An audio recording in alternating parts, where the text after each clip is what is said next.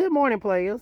So, MAGA Mike Johnson just admitted that Frumpy Dump and his administration is trying to strong arm thousands of federal workers into quitting their jobs by taking what he called a golden parachute. Now, as previously reported, the Frumpy Dump administration has sent federal workers an email that is being described by legacy media as a buyout. Now, I'm not going to call it a buyout, honey. I'm going to call it what it is. It's a shakedown. So in the email, they give the federal workers some options regarding their employment. The first option is that they can stay on the job, but they have to report in person. And even if they do all that is required, they are not guaranteed to still have their job because some agencies will be eliminated. The next option is they can do a deferred resignation program. Basically, they will go ahead and resign effective on September 30th, 2025. Now, they will still be paid and they will be allowed to work from home. No matter what their workload is, they can still work from home, but on September 30th, they will be separated from their employment. Again, they will continue to be paid according to him. So these two options is what MAGA Mike Johnson is calling a golden parachute. Let's watch this. They've been doing this for 4 years under the Biden administration. They had full license, apparently, to not come to work. And it's a terrible frustration for us and for the American people. And because of civil service laws, it's what people have to understand, this is not like a private company. It should be that way, but it's not. The new president can't come in and just walk into an agency and say, you're all fired, which that'd probably be appropriate in some of these places, but he's not allowed to do that under the law.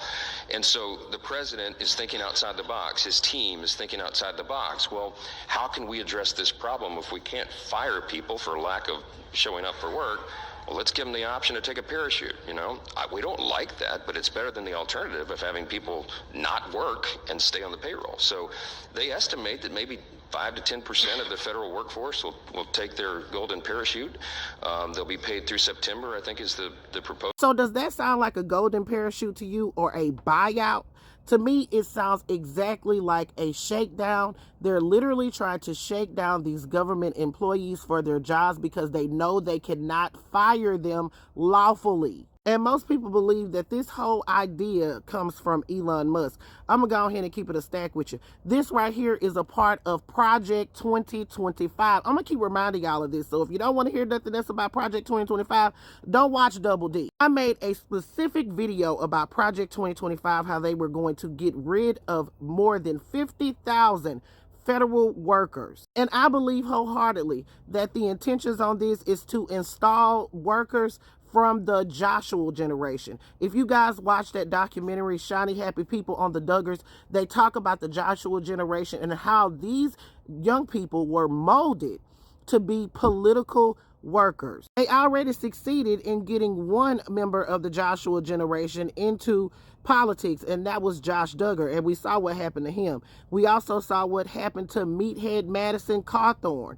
He was also of the Joshua generation, and I believe the new White House press secretary is also a member of the Joshua generation. And these allegations about the federal workers just sitting at home twiddling their thumbs and not doing anything, that has already been brought to the forefront. Last year, there was several congressional hearings on this, and the allegations were found to be unfounded. Lauren Bobblehead got tapped on her forehead several times during these congressional hearings. These people, baby, this is all by design, and it's absolutely despicable. Players, put your thoughts in the comments. Let me know what you're thinking. It's Double D Mo for the Black Street News.